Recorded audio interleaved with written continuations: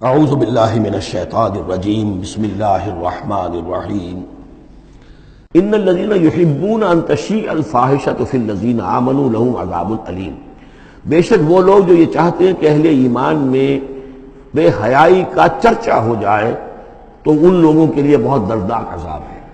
ایک تو یہ کہ بے حیائی پھیل جائے، تشیع الفاحشہ شائع ہو جائے، بے حیائی عام ہو جائے، جو لوگ اس کے لیے، اب ظاہر بات ہے کہ آج کل تو کاروبار کے لیے، اپنے اخبار بیچنے کے لیے، اس کی جو ہے اشاعت بڑھانے کے لیے نئی سے نئی قسم کی رنگین تصویریں شائع کی جا رہی ہیں، یہ سارا کچھ ہو رہا ہے۔ کسی شے کا اشتہار دینا ہو، عورت کی تصویر ساتھ ہوگی، یہ سارا کچھ جو ہو رہا ہے، تو یہ لوگ کون ہیں کہ جو اس بے حیائی کو، بے پردگی کو یہ در حقیقت اس معاشرے میں پھیلا رہے ہیں؟ تو وہ لوگ کہ جو چاہتے ہیں کہ معاشرے کے اندر بے حیائی پھیلے، اور ایک اس کا مفہوم یہ بھی ہے کہ اگر کہیں ایسی کوئی غلط حرکت ہوئی ہے اور اس کا چرچا ہو گیا، یہ آج ہمارے اخبارات کے اندر بہت بڑے پیمانے پر ہو رہا ہے، یہ اسکینڈل شائع کر دیتے ہیں۔ اب وہ بات صحیح بھی ہے یا نہیں، غلط ہے تب بھی، لیکن ایک بات ہے، اس کا چرچا ہو گیا، پوری دنیا کے اندر پہنچ گئی۔ اب ظاہر بات ہے کہ بچے بھی پڑھتے ہیں، بچیاں بھی پڑھتی ہیں، ان کے لیے تو گویا کہ یہ ایک ان کی معلومات کا ایک کھاتہ کھل گیا کہ ایسا بھی ہوتا ہے۔ جس طریقے سے آج کل ہو رہا ہے معاملہ، اس کے جس طریقے سے اخبارات میں شائع کیا جا رہا ہے، تو اس کی اس اشاعت کے اندر خرابی کا پہلو زیادہ ہے، مضر پہلو زیادہ ہے۔ اگر ہے بھی ایسا معاملہ، اگر تو سزا کے قابل ہے تو گواہی دو اور سزا دلواؤ، اور ایسی سزا ہو کہ جس سے ایک کو سزا ہو اور ہزاروں کو ہوش آ جائے، اور اگر نہیں ہے تو خاموش ہو، اس کے اوپر زبان کھولنا بھی جو ہے در حقیقت بہت بڑا جرم ہے۔ ان الذین یحبون ان تشیع الفاحشۃ فی الذین آمنوا لہم عذاب علیم فی الدنیا والآخرہ، دنیا میں بھی اور آخرت میں بھی۔ واللہ یعلم وانتم لا تعلمون، اللہ جانتا ہے اور تم نہیں جانتے۔ ولولا فضل اللہ علیکم ورحمتہ، اور اگر اللہ کا فضل نہ ہوتا تم پر اور اس کی رحمت نہ ہوتی تو یہ تو طوفان ایسا اٹھا تھا کہ اس کے بڑے دور تک نتائج نکل سکتے تھے، یہ محذوف ہے۔ وان اللہ رؤوف الرحیم، تو اللہ بہت رؤوف ہے اور رحیم ہے۔ یا ایھا الذین آمنوا لا تتبعوا خطوات الشیطان، اہل ایمان شیطان کے نقش قدم کی پیروی نہ کرو۔ ومن یتبع خطوات الشیطان، جو کوئی بھی شیطان کے نقوش پا کی پیروی کرے گا، فإنہ یأمر بالفحشاء والمنکر، تو شیطان تو اسے حکم دے گا، وہ تو حکم دیتا ہے بے حیائی کا اور منکر کا، بری بات کا۔ ولولا فضل اللہ علیکم ورحمتہ، اور اگر نہ ہوتا اللہ کا فضل اور اس کی رحمت تمہاری شامل حال، ما زکا منکم من احد ابدا، تم میں سے کوئی ایک انسان بھی کبھی پاک نہ ہو سکتا۔ اللہ تعالیٰ کا فضل ہے، اللہ کی رحمت ہے، ایک شخص سے غلطی ہو جاتی ہے، اللہ پردہ پڑا رہنے دیتا ہے تو اس کے اندر اصلاح کا مادہ پیدا ہو جاتا ہے۔ ایک دفعہ آدمی ننگا ہو جائے تو پھر ڈھیٹ ہو جاتا ہے۔ اس سے یہ کہ اللہ تعالیٰ جو ہے ان چیزوں کے اندر اس کی بڑی حکمت ہے کہ اگر کوئی غلطی ہو گئی ہے فوراً نہیں پکڑتا، وہ اس کو مہلت دیتا ہے، اصلاح کرے۔ ولولا فضل اللہ علیکم ورحمتہ، اگر نہ ہوتا اللہ کا فضل تم پر اور اس کی رحمت، ما زکا منکم من احد ابدا، تم میں سے کوئی بھی کبھی نیک اور پارسا نہ بن سکتا اور پاک نہ ہو سکتا۔ ولکن اللہ یزکی من یشاء، بلکہ یہ تو اللہ تعالیٰ ہی پاک کرتا ہے جس کو چاہتا ہے۔ واللہ سمیع علیم، اللہ سمیع علیم ہے۔ ولا یأتل اولو الفضل منکم والسعة ان یؤتوا اولی القربى والمساکین والمہاجرین فی سبیل اللہ۔ اس آیت کی بھی شان نزول ہے کہ حضرت ابو بکر صدیق رضی اللہ تعالیٰ عنہ کے ایک یا تو بھانجے تھے یا خالہ زاد بھائی تھے، حضرت مصطح۔ یہ حضرت مصطح جو ہے غریب آدمی تھے، اور حضرت ابو بکر ان کی مدد کیا کرتے تھے، پیسے سے، مال سے ان کی ضرورت جو ہے پوری کرتے تھے۔ لیکن یہ مصطح بھی اس میں شریک ہو گئے۔ حضرت عائشہ صدیقہ رضی اللہ تعالیٰ عنہ پر جو تہمت کا معاملہ چلا، تو حضرت ابو بکر کو جب معلوم ہوا کہ مصطح بھی اس معاملے کے اندر شریک ہے، تو پھر غصے میں آ کر ان کا قسم کھا لی کہ میں اب اس کے ساتھ کبھی کوئی بھلائی نہیں کروں گا، اس نے اتنی بڑی غلطی کی ہے، اور اس معاملے کے اندر میری بیٹی کا معاملہ ہے، اور اس میں اس کو یہ خیال نہیں آیا کہ میں اس کے ساتھ کتنا کچھ احسان کرتا ہوں، اور اس نے اس کے اندر جو ہے وہ خود بھی شریک ہو گیا۔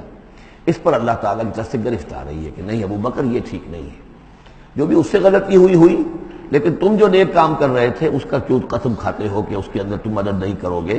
ولا یأتل اولو الفضل منکم، اور نہ قسم کھائیں جو فضل والے ہیں، درجے والے ہیں تم میں سے، جن میں اللہ نے فضیلت دی ہے، نیکی میں بھی، ایمان میں بھی فضیلت دی ہے، دولت میں بھی فضیلت دی ہے، وسعت، اور جنہیں کشادگی دی ہے، مال کی کشادگی دی ہے، ان یؤتوا اولی القربى، کہ وہ کوئی صلہ رحمی کریں اپنے قرابت داروں کے ساتھ، کچھ دیں، مال اور صدقہ و خیرات دیں اپنے قرابت داروں کو، والمساکین والمہاجرین، اور محتاجوں کو اور وطن چھوڑنے والے مہاجرین کو، فی سبیل اللہ، اللہ کی راہ میں۔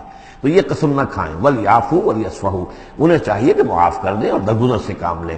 أَلَا تُحِبُّونَ أَن يَغْفِرَ اللَّهُ لَكُمْ، کیا تم یہ نہیں چاہتے کہ اللہ تمہیں معاف کرے؟ یعنی اے ابو بکر، اگر تم یہ چاہتے ہو، تم سے بھی تو کوئی خطا آخر ہو جاتی ہے، اللہ معاف فرماتا ہے، کیا تم نہیں چاہتے کہ اللہ تمہاری خطاؤں سے درگزر کرے؟ أَلَا تُحِبُّونَ أَن يَغْفِرَ اللَّهُ لَكُمْ، کیا تم نہیں پسند کرتے اس کو کہ اللہ تمہیں معاف کرے؟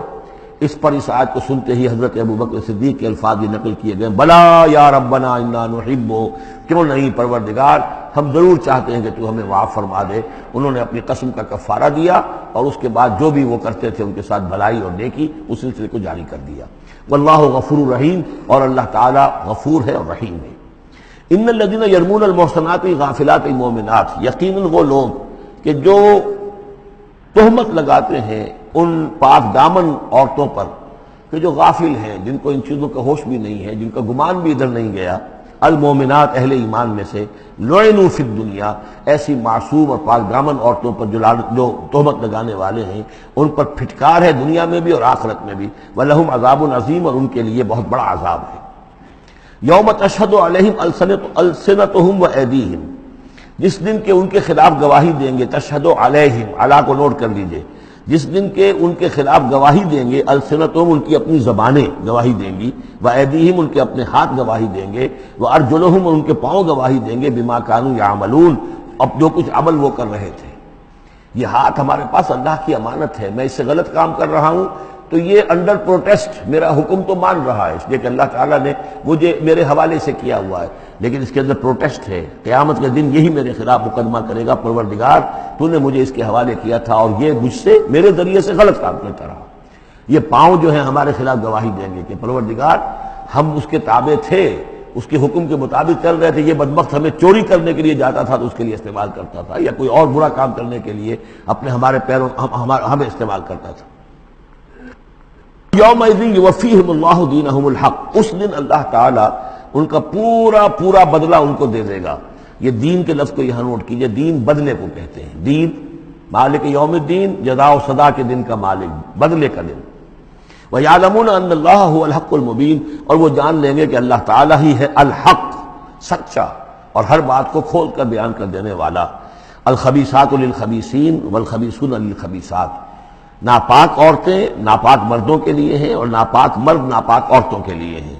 اور طیبات والطیبات للطیبین والطیبون للطیبات، اور ستھرے اور پاک باز جو خواتین ہیں وہ پاک باز مردوں کے لیے ہیں، اور پاک باز جو مرد ہیں وہ پاک دامن خواتین کے لیے ہیں. اولئک مبرؤون مما یقولون، یہ لوگ بری ہیں ان چیزوں سے کہ جو لوگ کہتے ہیں.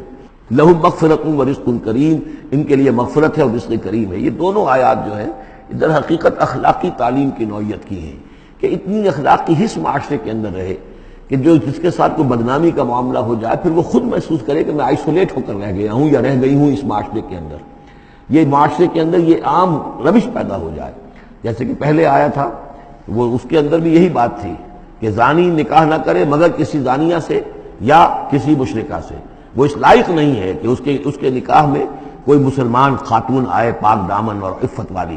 اس طرح زانیہ جو ہے اس سے کوئی نکاح نہ کرے سوائے مشرک کے. یہ قانونی چیزیں نہیں ہیں جیسا کہ میں نے عرض کیا، یہ اخلاقی، تاکہ ایک نفرت پیدا ہو زنا سے، بدکاری سے.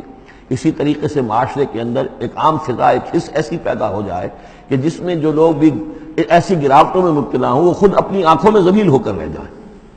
صدق اللہ العظیم.